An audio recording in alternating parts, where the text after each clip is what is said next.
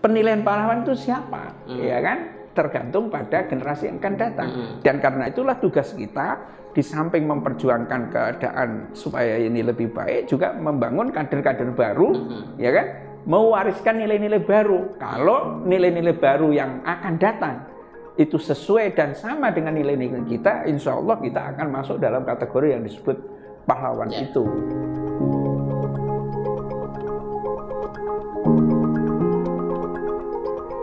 Assalamualaikum warahmatullahi wabarakatuh. Alhamdulillah kita bisa bertemu kembali dalam keadaan sehat walafiat di channel yang cerdas menggerakkan. Jangan lupa untuk terus mendukung kita dengan cara like, comment, share, dan subscribe. Pada kesempatan ini kita berada di momentum yang sangat besar dan penting serta menentukan masa depan Republik ini, yaitu Hari Pahlawan. Umumnya di Indonesia, Hari Pahlawan sebatas diperingati dengan upacara. Terlebih hari ini di era media sosial, biasanya ungkapan tentang Hari Pahlawan itu banyak sekali dengan berbagai macam model desain meme yang pada akhirnya menjadi sangat biasa karena begitu banyak orang melakukan itu. Di saat yang sama, dalam realitas sesungguhnya pada kehidupan sehari-hari justru kita tidak atau jarang menemukan sosok-sosok yang bisa kita jadikan figur atau kita memfigurkan diri sendiri dalam pengertian mendesain untuk meneladani cara berpikir, berkiprah, berjuang, dan berkorban para pahlawan bangsa. Dan idealnya bagaimana kita memaknai Hari Pahlawan? Bersama saya saat ini sudah ada filosof Indonesia, yaitu Ustadz Suarsono. Assalamualaikum Ustadz Suarsono. Waalaikumsalam warahmatullahi wabarakatuh. Siap menjadi pahlawan sepertinya ini. Bagaimana Ustadz melihat tentang fakta sejarah Hari Pahlawan, kemudian kalau ini kita bingkai menjadi sebuah filosofi untuk menjadi basis kita membangun kesadaran yang lebih simultan ke depan bagi bangsa Indonesia, apa saja atau hal-hal apa yang penting untuk kemudian kita pahami dan kita realisasikan? Silakan Ustadz Suarsono. Ya, baik.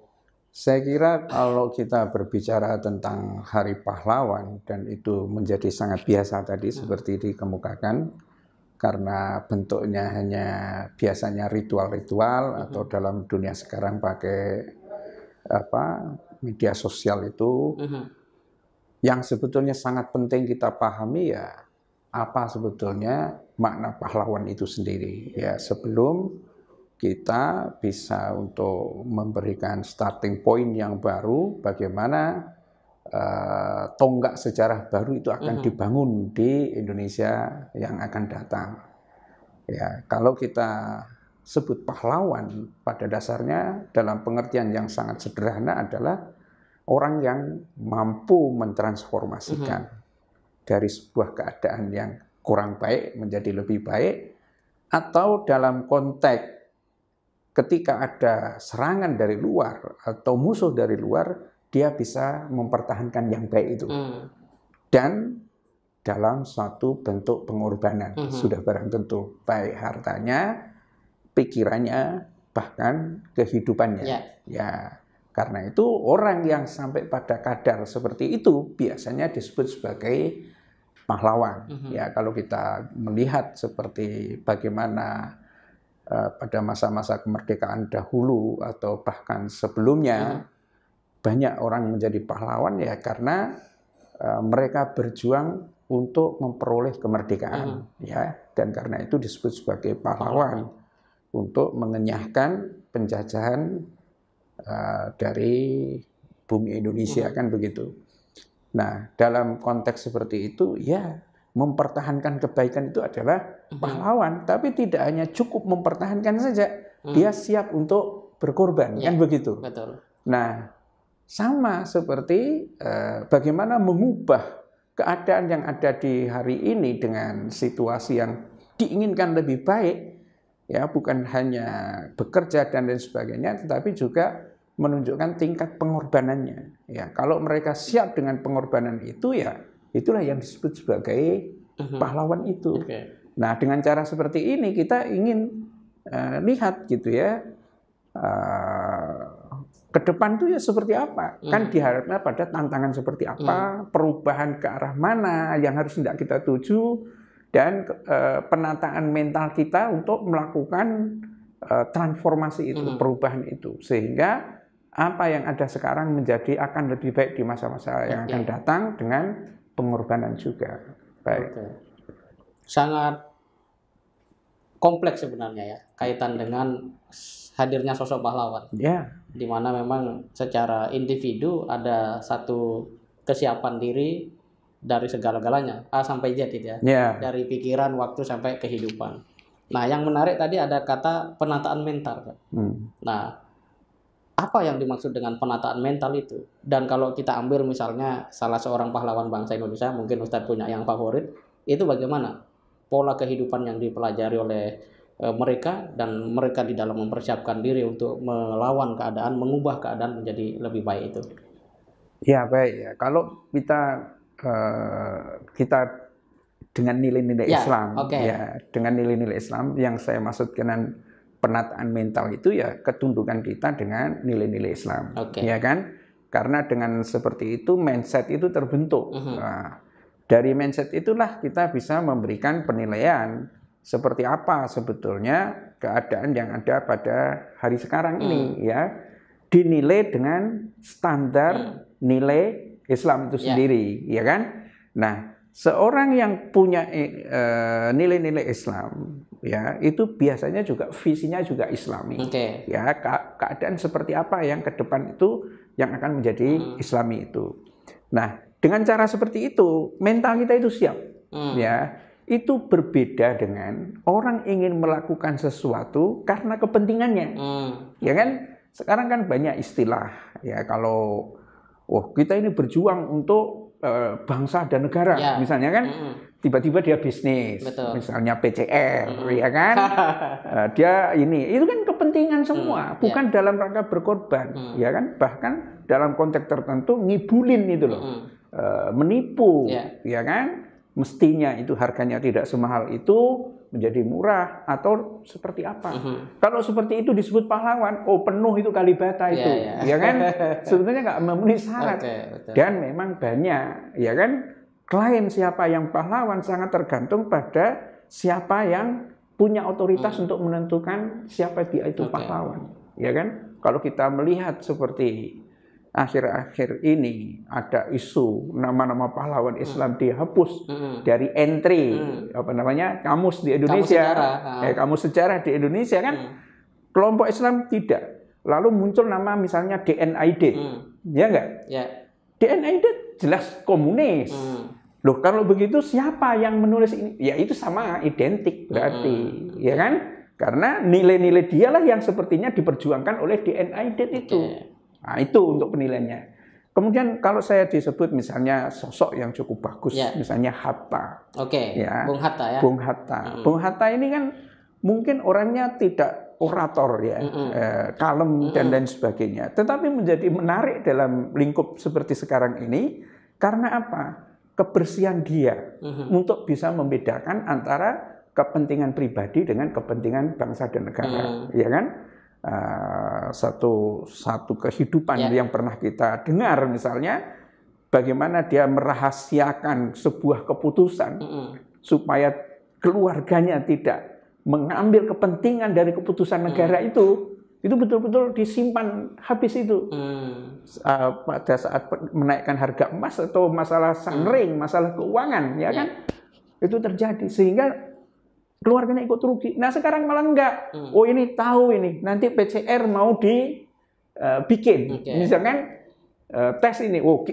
Sejumlah menteri kabarnya membuat satu PT, misalnya kan, membuat ini. Dan nanti dia yang akan dapat proyeknya. Dia yang bikin aturan, dia yang bisnis. Itu ibaratnya dalam permainan sepak bola ya seperti dia wasitnya, dia yang nendang bola, pemain yang lain tidak boleh nendang, ya menang gol semua kan, kayak begitu. Artinya menjadi tidak fair gitu ya. Tidak fair. Dan itu akibat mental yang tidak ditata. Mental yang tidak ditata, yang tidak ditata kan itu biasanya kan serakah, ya keserakahan dan lain sebagainya itu. Dan kalau kita lihat hari ini kan Indonesia ini juga dibentuk oleh pengorbanan para ulama dalam konteks berpikir, menyusun konstitusi dan sebagainya. Nah, apakah kemudian Hari Pahlawan ini bisa juga menjadi sebuah pengingat bagi bangsa ini untuk betul-betul katakanlah setia ya kepada konstitusi kita, katakan Undang-Undang 45 dan Pancasila itu. Nah, realitanya kita tidak melihat secara langsung mana sih yang disebut dengan pengejawantahan, misalnya keadilan sosial bagi seluruh rakyat Indonesia. Ya, kalau kita ambil situasi terkini ya PCR itu kan ternyata begitu masyarakat bersuara dituntut, akhirnya nuraninya pelan-pelan muncul, akhirnya dikurangi harganya, diubah dan sebagainya, masih ada nurani itu. Nah, tadi dalam sistem dari nilai Islam, kalau sistem konstitusi sejauh mana ini mestinya menjadi sebuah komitmen terutama mereka yang bersinggungan secara langsung terhadap hajat orang banyak ini. Ya, mestinya kitalah generasi kita ini yang mengejawantahkan apa yang menjadi cita-cita para ulama itu. Ya, termasuk misalnya tujuan-tujuan luhur yang ada di dalam sila-sila di Pancasila itu, misalnya keadilan sosial bagi seluruh rakyat dan lain sebagainya itu. Memang kalau kita ini tadi ibaratnya seperti menata mental, kan seperti kita ini seperti sebuah keluarga, orang tua kita itu mewariskan harta, kekayaan, dan juga pesan-pesan hidup, kan begitu kan? Betul. Namanya pahlawan, menyampaikan pesan-pesan hidup. Nah, nanti saya tidak ada, kamu yang meneruskan ini. Kita punya rencana besar untuk membangun rumah ini supaya manfaatnya bagi dunia itu ada. Indonesia itu manfaatnya dunia itu ada, ya. Dan pada kenyataannya akan menjadikan itu sebagai visi perjuangan dari generasi berikutnya itu. Nah, kalau sekarang ini kan kelihatan nggak? Enggak. Kenapa? Karena godaan dari apa yang disebut dengan materialisme atau kekaguman sesaat terhadap ideologi-ideologi, katakanlah itu komunis, kan seperti itu. Ya, tampak sekali yang seperti itu. Orang ngaku dan tidak ngaku itu ya urusan lain, kan? Ya kan? Nah, kemudian misalnya, ya kan, tadi dikatakan setelah ada kritik banyak, kemudian nuraninya muncul. Menurut saya bukan nurani, malu. Rasa malunya muncul karena memang ya itu mungkin sisa-sisa lah ya. Rasa malu itu sisa-sisa. Jadi orang sehebat apa, sekaya apapun, kalau dituduh kamu maling, kemudian anaknya juga menganggap bapak ini memperoleh duit ya, atau orang tua ini memperoleh duit diwariskan ke kita dari cara yang tidak benar misalnya, kan mempermalukan anaknya. Artinya apa? Artinya harta yang banyak itu bagi anak itu. Kalau anak itu punya integritas yang memadai. Tapi kalau enggak, ya pepatah bilang buah itu jatuh tidak jauh dari pohonnya, gitu kan? Ya akan seperti itu juga. Tetapi inilah hebatnya satu apa namanya media sosial itu, ya ini satu bentuk senjata baru ya untuk meluruskan mereka-mereka yang pikirannya itu bengkok atau serakah, tidak mau, ya kita harus suarakan kencang-kencang. Dengan cara seperti itulah ini diharapkan bangsa ini tidak terlalu bengkok jadinya untuk melihat ke depan itu. Ya. Berarti ruang untuk menjadi pahlawan sekarang jauh lebih luas ya. Karena ada media sosial tadi sebagai sebuah sarana baru untuk perjuangan, paling tidak mengingatkan supaya jangan terlalu bengkok gitu ya, terlalu lurus. Nah, pertanyaannya adalah bagaimana cara membangun mentalitas diri siap untuk berkorban, mengingat memberikan satu narasi yang berbobot, penting, dan memberi arti bagi orang lain itu ternyata nggak gampang.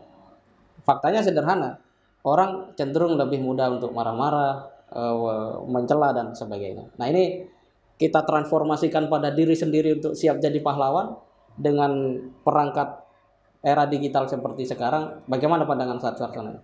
Ya, saya lihat begini, bahwa media sosial itu menjadi sangat penting. Iya, betul. Ya kan? Kenapa begitu? Karena sebetulnya tindakan manusia, respon manusia, sikap hidup dan lain sebagainya itu terjadi merupakan refleksi atau fungsi dari sistem kesadaran. Ya kan? Sistem kesadaran yang dia miliki. Nah, sistem kesadaran itu dibangun dari narasi. Ya, dan media sosial adalah media yang sangat bagus dalam membentuk narasi itu. Ya kan? Kalau media sosial memberikan informasi, memberikan sistem penjelas dan lain sebagainya, akhirnya membentuk mindset baru, nanti publik yang sangat luas ini akan merespon situasi yang berkembang dengan cara yang baru. Oh, ternyata pejabat-pejabat ini mainnya begitu ya. Loh, kalau semua orang mengatakan itu ya disebutkan ya, orang maling itu sebetulnya. Ya, walaupun tidak ditunjuk bahwa dirinya maling, itu kalau dia lewat misalnya di depan banyak orang gitu kan, kita berdehem gitu, gitu saja. Oh, dia merasa bahwa dirinya maling. Walaupun kita tidak nunjuk secara langsung, karena publik itu tahu seperti itu. Nah, bagaimana kita supaya punya mental menjadi seorang pejuang? Ya, kalau dalam Islam itu disebut sebagai syuhada, ya kan? Mujahidin, ya, menjadi mujahidin. Para orang-orang yang sangat berusahanya sungguh-sungguh kan, dengan segala pengorbanan, ya kan? Pertama, harus kita sadari bahwa struktur nilai kehidupan yang kita miliki itu apa? Seperti apa? Ya kan? Mana nilai yang bisa dikorbankan, mana nilai yang harus diraih. Ya kan? Ya kan? Misalnya hal-hal yang sifatnya material, itu bisa dikorbankan untuk hal-hal yang sifatnya spiritual atau immaterial. Ya kan? Akhirat itulah yang kita tuju. Dunia menjadi sarana untuk bisa dikorbankan untuk akhirat. Bahkan kehidupan kita untuk membela nilai-nilai yang mengarahkan kita kepada keakhiratan itu, keimanan itu. Itu mengapa kalau kita melihat seperti kehidupan pada masa sahabat, ya, Bilal, ya kan, Bilal bin Rabah. Bilal bin Rabah itu layak nggak disebut sebagai pahlawan? Loh, menurut saya di Indonesia ini jarang yang setara dengan Bilal bin Rabah, ya kan? Lalu dilihat nilai kepahlawannya. Kenapa begitu? Kenapa seperti itu? Karena dia meyakini satu keyakinan yang luar biasa, tauhid itu, dengan siap mengorbankan seluruh kehidupannya. Disiksa, dipukulin, dipanggang di tempat terik matahari, di padang pasir. Ya, tidak mengeluh. Nah, ini bedanya. Kalau pahlawan tidak ada yang mengeluh. Memang siap untuk berkorban bahkan sampai kehidupannya. Begitu juga misalnya dalam sejarah kita kenal seperti Umar Mokhtar, ya, bagaimana dia perjuangannya di Libya itu mengusir Mussolini dan pasukan dari Italia. Akan seperti itu. Dia menghadapi tiang gantungan masih dengan cara santai sekali, gitu kan? Nah, kayak seperti itu. Kenapa mereka bisa sampai tingkat itu? Dia sudah jelas nilai kehidupan mana yang dikorbankan dan nilai yang akan dia raih. Kayak seperti itu. Nah, itulah mengapa kalau orang-orang sudah sampai itu, apakah dia itu hidup miskin, kaya, dan sebagainya, itu tidak begitu masalah. Kaya juga tidak terlalu GR dengan kekayaannya, kemudian sikapnya menjadi kurang ajar kepada rakyat miskin. Dia miskin juga nggak ngeluh-ngeluh amat, ya kan? Dia terima saja, itu bukan hal yang sangat luar biasa. Tetapi dia yang ingin dia tempuh adalah istiqomah untuk mempertahankan keimanan itu. Nah, gitu. Pertanyaannya memang menjadi menarik ketika bicara Bilal ini kan. Bilal ini kan secara status sosial dia bukan manusia, merdeka gitu ya. Dia adalah budak gitu. Tapi kenapa ketika dia mendengar nilai-nilai Quran itu reasoningnya itu kok bisa jalan gitu nah. Sementara kita hari ini itu sumber informasi pengetahuan relatif sangat mudah. Apa yang menghambat reasoning orang hari ini pada umumnya tidak begitu tertarik pada nilai-nilai spiritual itu sehingga menjadi betul-betul kata Tuhan itu hubud dunya gitu kan. Nah, apa yang sebenarnya terjadi? Kenapa Bilal yang tidak sekolah, tidak kuliah itu bisa menerima kebenaran dan kemudian berkorban habis-habisan? Sementara hari ini kita yang mungkin sudah hafal Quran misalnya ya, sudah mengerti tentang apa atau bahkan pergi haji, tapi kemudian kita masih ragu atau bahkan memilih jalan yang sebenarnya iman kita mengatakan, oh harusnya jangan ke situ lah gitu. Ya. Nah ini apa dan bagaimana? Ya, baik ya. Saya kira kenapa orang sekarang seperti itu ya tidak bisa meraih tingkat apa namanya kepahlawanannya sebagaimana Bilal yang bahkan disebut sebagai budak. Ibaratnya air itu keruh. Ibaratnya air itu keruh. Jadi dia tidak begitu bisa membedakan antara egosentrisnya dengan niatnya yang suci. Ya, campur lah gitu ya kan. Dan ketika campur seperti itu, hatta orang naik haji itu kan sedikit niat dengan materi yang cukup bisa berangkat haji. Betul. Ya kan. Menghafalkan Al-Quran itu juga mungkin kognisi yang sangat dibutuhkan. Itu berbeda dengan suasana hati. Dua hal yang bisa dikatakan berbeda. Ya. Nah, orang yang sudah sampai kepada tingkat ketenangan jiwa seperti Bilal, ya, itu ibaratnya air yang jernih. Kalau air yang jernih itu kan nilainya sudah bisa lihat tuh, seperti cermin yang sangat jernih gitu kan. Kalau di dalam diri itu kategorinya seperti nafsul mutmainnah. Jiwa yang sudah tenang menghadapi kehidupan di dunia itu, ya kan? Apakah dunia itu apa ributnya kayak apa, dia ngerti itu tetap dunia gitu loh, ya kan? Dan perjalanan dia kan menuju kepada akhirat, artinya dunia itu hanya menjadi bekal saja, bukan menjadi tujuan. Nah, kalau orang siapapun mereka, kalau hatinya masih tertaut dengan dunia, ya mengubah dirinya, yang dipikirkan dunia terus, bahkan uang usia sudah renta pun bisnis habis-habisan misalnya kan, sampai membuat rakyat Indonesia misalnya menderita semua karena ulah bisnisnya begitu, ya itulah namanya, walaupun mungkin dia terpelajar, terbang ke sana kemari di seluruh dunia, ketemu sama pejabat-pejabat tinggi, tapi kan itu cerminnya keruh. Karena apa? Ya, semakin tinggi tingkat intensitas kepentingan pribadinya, itu semakin keruh jiwa seseorang.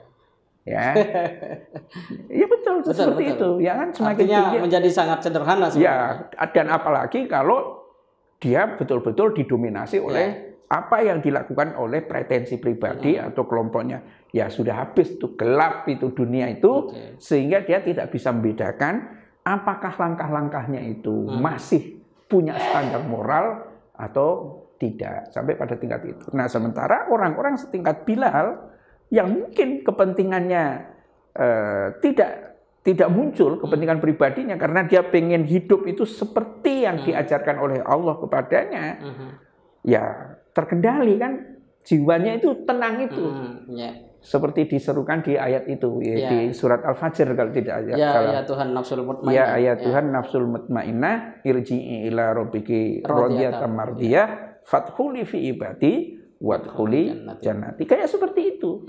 Ya, jadi dan hebatnya Islam itu memang sangat bersentuhan langsung dengan inteleksi. Saya sebut inteleksi. Apa itu, Ustaz? Inteleksi itu ya kesadaran, kecerdasan, fundamen kecerdasan itu.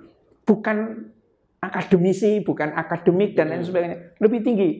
Dan Islam itu sangat mudah dibedakan. Itu mengapa? Bahkan di suku-suku terasing, mungkin Hidayatullah pernah ke suku Anak Dalam atau ke Semana dan lain sebagainya. Kenapa orang bisa cepat menerima Islam? Karena kebenaran yang sederhana itu sudah bisa menggugah inteleksi orang itu. Oke, luar biasa. Ya.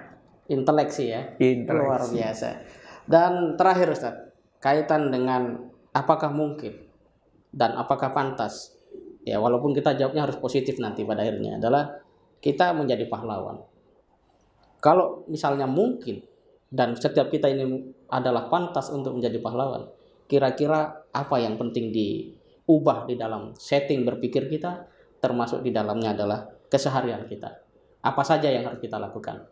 Ya, sebetulnya kata-kata kita ingin jadi pahlawan itu bukan pernyataan yang tepat. Oke. Ya, apa dan siapa pahlawan itu yang akan menentukan itu adalah masyarakat, generasi yang akan datang. Ya, kalau hidup kita sudah selesai kan begitu kan? Betul. Ya, dan karena itu apa yang harus kita lakukan tujuannya jauh lebih tinggi daripada sekedar kita itu menjadi pahlawan itu. Ya, yakni apa yang divisikan oleh Islam itu sendiri dalam Al-Quran itu. Jadi yang diperintahkan kita di dunia itu apa? Itu aja dijalankan. Pertama menjadi hamba Allah. Ya. Yang kedua adalah menjadi khalifahnya. Kalau dua posisi ini hadir semua, kita mengerti tentang nilai-nilai Islam, ya mungkin bagi kelompok seperti kasus yang ada di Cina berkenaan dengan Uighur gitu ya, atau wilayah Xinjiang itu, pejuang-pejuang Muslim tidak disebut sebagai pahlawan. Tapi makanya penilaian pahlawan itu siapa, ya kan? Tergantung pada generasi yang akan datang. Dan karena itulah tugas kita di samping memperjuangkan keadaan supaya ini lebih baik, juga membangun kader-kader baru, ya kan? Mewariskan nilai-nilai baru. Kalau nilai-nilai baru yang akan datang itu sesuai dan sama dengan nilai-nilai kita, insya Allah kita akan masuk dalam kategori yang disebut pahlawan itu, ya. Tapi sebaliknya, ya, kalau ini gagal, sejarah bisa menulis itu yang disebut sebagai pengkhianat. Selalu begitu kan? Betul. Dua medan pertarungan ideologi dalam satu masyarakat selalu akan menghasilkan satunya pahlawan. Kalau bertarung ya, satunya pengkhianat. Dan itu siapa yang menulis sejarahnya? Oke, luar biasa. Ya. Pemirsa BMA TV, inilah perbincangan kita pada kesempatan kali ini tentang pahlawan. Dan tentang Hari Pahlawan tentu saja adalah kaitan dengan apakah kita ini oleh generasi yang akan datang akan disebut sebagai pahlawan, atau ya antonimnya yaitu pengkhianat, bergantung daripada apa yang menjadi visi kita di dalam hidup ini.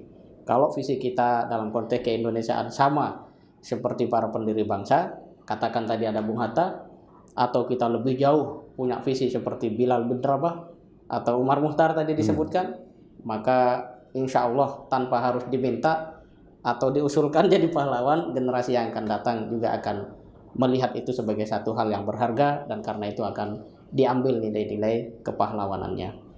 Dan yang tidak kalah penting di Hari Pahlawan adalah bagaimana kita melihat apa yang terjadi dalam pikiran dan kehidupan mereka. Di antaranya yang paling fundamental adalah memaksimalkan potensi inteleksi dengan